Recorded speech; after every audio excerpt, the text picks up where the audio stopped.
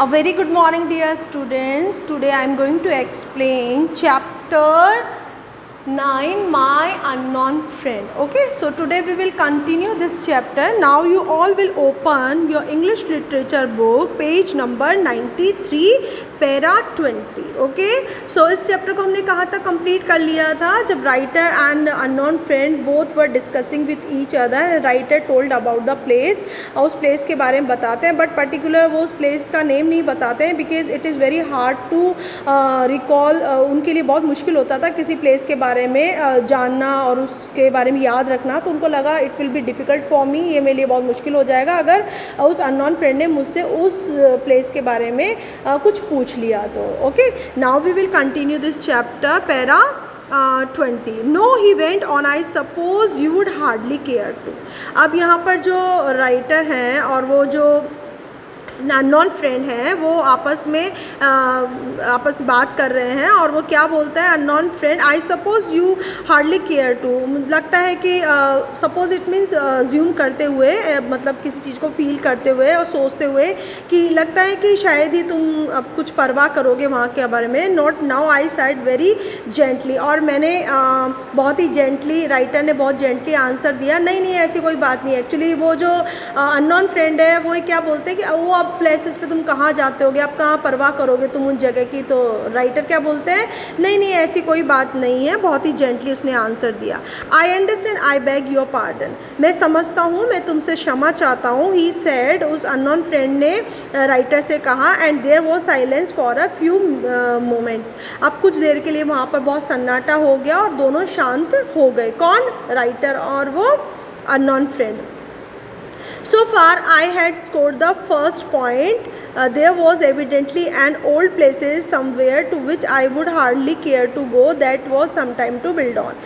So far I had scored the first point. अब जो वो नॉन फ्रेंड है उन्होंने बोला कि मैंने एक्चुअली पहला अंक प्राप्त किया है. There was evidently, it means doubtless, old places somewhere to which I would hardly care to go. अब वहाँ पर कौन जाना चाहेगा उन प्लेसेस पे, थोड़ा मुश्किल होता है. That was something to build on. Actually यहाँ पर ये बताया गया है कि वो जो अननोन फ्रेंड है उसको कुछ याद तो था नहीं, उसको तो अपनी तरफ से कुछ ना कुछ बातें बनानी थी. उस अननोन फ्रेंड को तो इस तरीके से बातें बनाया जा रहा था. प्रेजेंटली ही बिगेन अगेन, वापस से वो अपनी बातों को बनाना शुरू कर दिया और वो राइटर से बातें पूछने लग गया.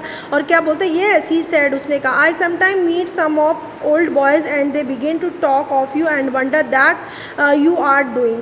अब पुराने दोस्तों से मैं कई बार मिलता हूँ, वो तुम्हारे बारे में पूछते हैं कि तुम कहाँ पर हो, क्या कर रहे हो. तो इस तरीके से वो अपनी बात को कंटिन्यू करता है. कौन, वो अननोन फ्रेंड.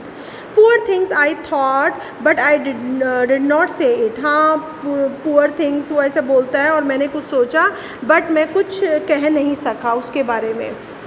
नाउ 27. अब जो राइटर से जब वो बातें पूछ रहे थे तो उसने कुछ चीज़ें बोली, हाँ पुअर थिंग्स, बट वो कुछ सोच नहीं पाया और उसने उसके बारे में कुछ नहीं कहा. अब राइटर क्या कर रहे हैं, I knew it was time now to make a bold stroke. What is the meaning of bold stroke, it means a bold और risky step that is to begin questioning him to know who he really is. Actually अब ये थोड़ा difficult time था जहाँ पर narrator को ये जानना था कि एक्चुअली ये है कौन, उसके बारे में मुझे कैसे पता लगे. तो कुछ क्वेश्चन पूछना शुरू करते हैं. कौन, वो राइटर उस अननोन फ्रेंड से. I use the method that I always employ, I struck in with great animation. What is the meaning of that, struck in with great animation, it means spoke very confidently and eagerly. Okay, अब वो जो writer है बहुत ही ईगरली और बहुत ही confidently कुछ question उससे पूछते हैं उस अननोन फ्रेंड से. जो क्वेश्चन वो अपने जो एम्प्लॉय होते हैं, जिस तरीके से वो स्मार्टली कुछ मेथड को यूज़ करते हुए उनसे जो क्वेश्चन पूछते हैं, अपने जहाँ भी वो जॉब ऑब्वियसली कुछ काम करते होंगे तो अपने एम्प्लॉय से किस तरीके से क्वेश्चन पूछा जाए. तो राइटर बहुत ही स्मार्टली कुछ क्वेश्चंस उससे पूछते हैं ये जानने के लिए कि एक्चुअली ये है कौन. ओके, से आई सेड, मैंने कहा, where is Billy, do you ever hear anything of Billy ना. अब वो जो राइटर है वो क्या बोलते हैं, अब तो मैं रियल में पकड़ा जाऊंगा कि क्योंकि एक्चुअली पता क्या है, राइटर जब उसे कुछ पूछते हैं तो वो क्या नाम देते हैं, वेयर इज़ बिली, बिली कहाँ है। Do you ever hear anything of Billy now, क्या तुमने कुछ बिली के बारे में इन दिनों कुछ सुना कि वो कहाँ पर है, कैसा है। This is really very safe line, very old gang has a Billy in it. Actually ये एक बहुत ही सेफ लाइन होती है, क्योंकि कहीं ना कहीं गैंग में बिली नाम का कोई पर्सन होता है, तो उस तरीके से राइटर ने कोई भी नाम ले लिया और ऐसे ही क्वेश्चन, स्मार्टली क्वेश्चन उन्होंने पूछ लिया। येस सेड माई फ्रेंड, मेरे फ्रेंड ने कहा, sure Billy is ranching out in Montana, I saw him in Chicago last spring, weight about 200 pound, you would not know him. Yes हाँ, मेरे दोस्त ने कहा, श्योर बिली इज़ रेंचिंग, जो Billy है, ranching it means taking care of a ranch, a large farm in which animals like cow, horse और sheep are bred. जो farm में काम करते हैं ना, उसको बोला गया है रेंचिंग। तो वो जो फ्रेंड है, अननोन फ्रेंड, उसने भी बड़ा आंसर दिया, श्योरली, हाँ श्योर, मैंने उसको देखा है। कहाँ पर, वो कहाँ पर काम कर रहा है, मोंटाना, ये एक अमेरिका का एक स्टेट है मोंटाना। तो वही बता रहे हैं, आई सॉ हिम शिकागो, मैंने लास्ट स्प्रिंग में ही उनको शिकागो में मैंने उसको देखा है। वेट अबाउट 200 पाउंड्स, उसका जो वेट है लगभग कितने पाउंड हो गया है, 200 पाउंड हो गया है। You would not know him, अब यदि तुम उसको देखोगे ना, तुम उसको पहचानोगे भी नहीं। तो जब राइटर ने बिली के लिए पूछा तो उसने क्या आंसर दिया, हाँ मैंने उसको देखा है, अमेरिका के स्टेट मोंटाना में है वो, शिकागो में लास्ट स्प्रिंग ही मैंने उसको देखा है, और उसका वेट जो है 2 पाउंड करीब हो गया, और तुम जब उसको देखोगे ना तो तुम उसको पहचान ही नहीं पाओगे। उस अननोन फ्रेंड ने राइटर को ऐसे आंसर दिया। No I certainly would not, I murmur to my self. अब जो राइटर है वो अपने आप ही अंदर बड़बड़ाते बोलते, हाँ बिल्कुल मैं तो वास्तव में नहीं पहचान पाऊंगा। क्यों, क्योंकि वो तो जानता ही नहीं था राइटर, वो तो ऐसे ही क्वेश्चन कर रहा था ये जानने के लिए कि ये है कौन unknown friend. And where's Petey, I said this also was safe ground, there is always a Petey. अब उसने क्या पूछा राइटर ने कि पीटी कहाँ पर है, क्या तुम जानते हो, मैंने ऐसा पूछा, क्योंकि यह भी एक कॉमन नेम होता है। पीटी नेम भी एक ग्रुप में यदि किसी का नाम हो तो एक कॉमन नेम है, तो इस कॉमन नाम का नेम को बोलते हुए उस राइटर ने उस अननोन फ्रेंड से ऐसा पूछा। अब वो जो अननोन फ्रेंड है वो क्या आंसर देगा, you mean Belize brother, he said, उसने कहा अच्छा तुम्हारा मतलब बिली का जो ब्रदर है पीटी, उसके बारे में बात कर रहे हो। Yes yes Belize brother PT, I often think of him, हाँ हाँ अक्सर मैं उसके बारे में सोचता हूँ, जो बिली का जो ब्रदर है पीटी, मैं अक्सर उसके बारे में सोचता हूँ, मैं उसी के बारे में बात कर रहा हूँ। ओ आंसर द अननोन मैन, उस अननोन मैन ने उसको आंसर दिया।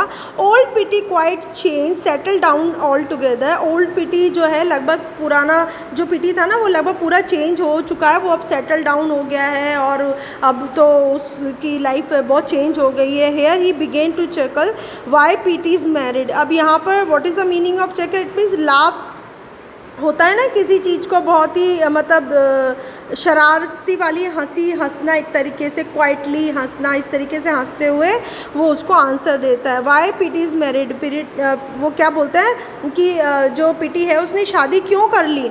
आई स्टार्टेड टू लाफ टू, और मैं भी उसके साथ में हंसने लगा। Under these circumstances it is always suppose to be very funny if a man has got married.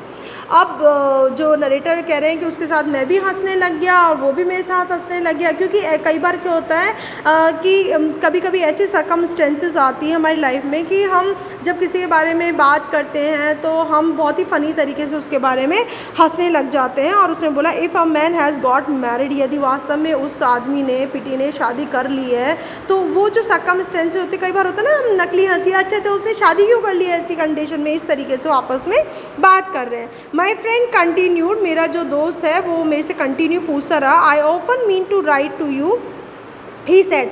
अब वो जो अननोन फ्रेंड है उसने क्या बोला, मैंने अक्सर कई बार तुम्हें क्या लिखने के बारे में सोचा, कि तुम्हें लेटर लिखूं। अब his voice falling to a confident tone, अब उसकी जो वॉइस थी बहुत ही कॉन्फिडेंट टोन में थी। Specially when I heard of your loss, अब वो जो है कॉन्फिडेंटली तरीके से मुझसे पूछता है मेरा अननोन फ्रेंड कि मैंने तुम्हारे उस लॉस के बारे में सुना, मैं एक्चुअली तुम्हें लेटर लिखने वाला था, तुम्हारे बारे में सोच रहा था, लेकिन उस लॉस के बारे में जब मैंने सुना तो मुझे बड़ा शॉक हुआ। तो मतलब यहाँ पर जो वो अननोन फ्रेंड है वो भी कुछ ना कुछ स्टोरी बना के उस राइटर से पूछ रहा है, तो उसने किसी लॉस के बारे में बात कर दी। अब यहाँ पर राइटर थोड़ा कंफ्यूज हो गया, अब वो क्या सोच रहा है, आई रिमेन क्वाइट, मैं थोड़ी देर चुप बैठा रहा। राइटर सोचने लग गया, वॉट हैड आई लॉस्ट, मैंने क्या खो दिया, ऐसा क्या लॉस्ट हो गया, वो वॉज इट मनी, क्या मैंने मनी को लॉस्ट कर दिया, and if so how much, और अगर कर दिया तो कितना लॉस किया मैंने, and why had I lost it, और मैंने क्यों लॉस कर दिया मनी के बारे में। आई wandered if it had ruined मी और ओनली पार्टली ruined मी। और यहाँ पर राइटर, क्योंकि राइटर को कुछ याद रहता ही नहीं था, तो उसने पूछा लॉस, क्या लॉस कर दिया मैंने, मनी, अगर मनी लॉस कर दी तो क्यों कर दी, कैसे कर दी, और उस वजह से क्या सब कुछ मेरा डिस्ट्रॉय हो गया, बर्बाद हो गया। तो इस तरीके से वो अपने मन ही मन सोचा जा रहा है और सोच रहा है क्या मुझे थोड़ा सा नुकसान हुआ, इस तरीके से वो सोच रहा है। Para 39, one can never get over a loss like that, he continue solemnly. अब वो जो उसका फ्रेंड है बहुत ही मतलब उसका जो अननोन मैन है वो उससे पूछ रहे हैं नरेटर से कि बहुत ही मुश्किल होता है ऐसे जो लॉस तुम्हें हुआ उससे गेट रिड ऑफ, मुक्ति पाना तो बहुत मुश्किल होता है, जिस तरीके का लॉस तुम्हें हुआ वो राइटर को इस तरीके से बोल रहा है, जबकि राइटर को कुछ याद ही नहीं आ रहा है। Evidently, I was plumb ruined, but I said nothing and remained undercover. What is the meaning of plumb? It means completely, and remain undercover. It means still pretend to be the friend the other person had recognized. अब यहाँ plumb it means completely. Evidently it means वो ये कह रहे हैं कि निश्चित रूप से डाउटलेस, विदाउट फेलिंग, मतलब जो राइटर है उस चीज़ से वो घबराए नहीं। उन्होंने क्या बोला, आई वॉज कम्प्लीटली रू, क्या मैं पूरी तरह से बर्बाद हो गया था, बट आई सेड नथिंग, लेकिन मैंने कुछ नहीं कहा, एंड रिमेन अंडर कवर। और वो क्या बोल रहे हैं कि मैं जो मेरे जो फ्रेंड था वो अननोन जो मैन था, वो जब मेरे से क्वेश्चन पूछा जा रहा था तो मैं भी लगातार प्रिटेंड मतलब नाटक करे जा रहा था और मैं ज़रा भी उस चीज़ से घबराया नहीं। वो जो पूछे जा रहा था मैं उसका आंसर दिए जा रहा था। Yes the man went on, death is always said. और वो जो अननोन मैन था वो मुझसे इस तरह से पूछता रहा और वो उसने क्या बोला, डेथ इज़ ऑलवेज सेड। वाक्य में जो डेथ होती है बहुत ही दुखदायी होती है, मुश्किल होती है। अब यहाँ पर राइटर तो क्या सोच रहा था, मनी वगैरह के बारे में सोच रहा था, और यहाँ पर उसने जैसे ही बोला अननोन मैन ने डेथ के बारे में, तो राइटर ने सोचा ओ डेथ के बारे में कोई टॉपिक अगर कोई छेड़ देता है तो हम मोस्टली क्या करते हैं, साइलेंटली उस बात को सुनते हैं और थोड़ा सा सैड एक्सप्रेशन देते हैं। तो इस तरीके से वो राइटर सोचने लगे, death, oh that was it I almost hiccupped with joy. अब राइटर ने जब सोचा वो डेथ के बारे में बात कर रहा है तो वो थोड़ा सा खुश हुआ और उसने मतलब हिचकी सी लेती है, थोड़ा सा खांसते हुए बोला, अच्छा उसके बारे में बात कर रहे हो तुम, दैट वाज इजी। एक्चुअली किसी इंसान को जब डेथ के बारे में कुछ बात करनी होती है तो एक्चुअली बहुत आसान होता है एक्सप्रेशन देना और उस बात को, क्योंकि हम साइलेंटली उस बात को सुनते हैं। तो राइटर भी इस तरीके से उनके लिए ईजी था।